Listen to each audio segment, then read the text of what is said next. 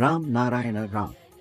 మనిషి జీవితంలో ఏది కోరుకున్నా చాలా సులభంగా పొందగలడు.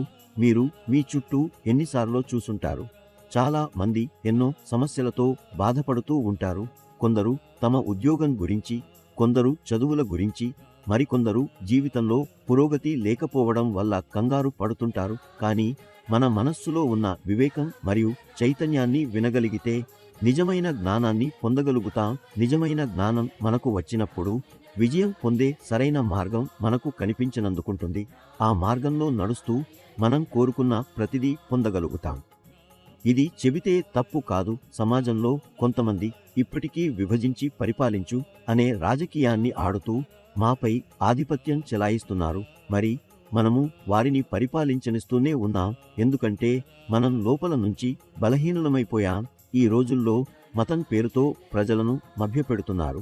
ఇది సమాజానికి ఓ దురదృష్టకరమైన విషయం. ఒకవైపు ఎన్నో పేద పిల్లలు ఒక్క పూట తిండికి సతమతమవుతుంటే, మరోవైపు దేవాలయాల్లో లీటర్ల కొద్దీ పాలు, పెరుగు, నెయ్యి, పంచామృతం వంటివి విగ్రహాలకు అభిషేకం చేస్తున్నారు.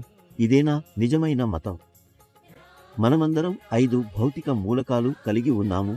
మనందరికీ ఒకే రకం హృదయం, ఒకే రకం మెదడు ఉంది. కానీ మనం మన మనస్సులో ధనాత్మకతను పెంచుకుంటామా లేదంటే రుణాత్మకతను పెంచుకుంటామా అన్నది మనపై ఆధారపడి ఉంది. మనం ఒకరికొకరు మంచిని కోరుకుంటామా, చెడును కోరుకుంటామా? ఒక మనిషి ఏదైనా ఆశలో పడితే ఎదుటివాడికి ఎంత బాధ కలిగిస్తాడో చూడడు. మన భూమి ఒక తపస్సు. భూమి నమ్మకమే మన బలం, సహనం, మన నియమం, ప్రేమ, మన ఆత్మవిశ్వాసం. ఈ విషయాలను మనసులో ఉంచుకుని ముందుకు సాగితే విజయం మనవైపు వస్తుంది. ఒకరిని ఇంకొకరు కించపరచడం అస్సలు అవసరం లేదు. ప్రకృతి మనకు ఎంతో దయతో అన్నీ ఇచ్చింది. మన జీవితాన్ని ధన్యంగా మార్చేందుకు అది చాలు. ఈ రోజుల్లో చాలా త్వరగా మనం ఒత్తిడికి, మానసిక ఆందోళనకు లోనవుతున్నాం. అందుకే మనమంతా ధ్యానం చేయడం చాలా అవసరం. ధ్యానం ద్వారా మన ఇంద్రియాలను నియంత్రించుకోగలం, మనస్సును ప్రశాంతంగా ఉంచుకోవచ్చు. అంతేకాదు, జీవితంలో సరైన నిర్ణయాలు తీసుకునే సామర్థ్యాన్ని పొందగలం. ధ్యానం వ్యక్తిత్వాన్ని మెరుగుపరచటానికి, నాయకత్వ లక్షణాలను పెంపొందించటానికి, సమాజ సేవా భావాన్ని కలిగించటానికి ఎంతో ఉపయోగపడుతుంది.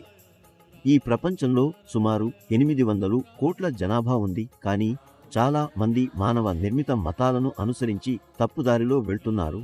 ఇది మనం గుర్తించాలి.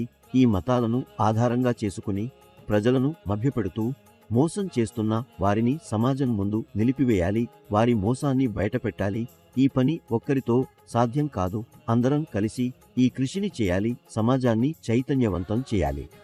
జీవితంలో ఏ పని చేసినా మన అంతరంగ వివేకం మనకు సరైన మార్గాన్ని చూపిస్తుంది. అందుకే ఎప్పుడూ మన అంతరంగ స్వరాన్ని వినాలి. ఈ రోజుల్లో ప్రతి మనిషి సంతోషాన్ని, శాంతిని వెతుకుతూనే ఉన్నాడు.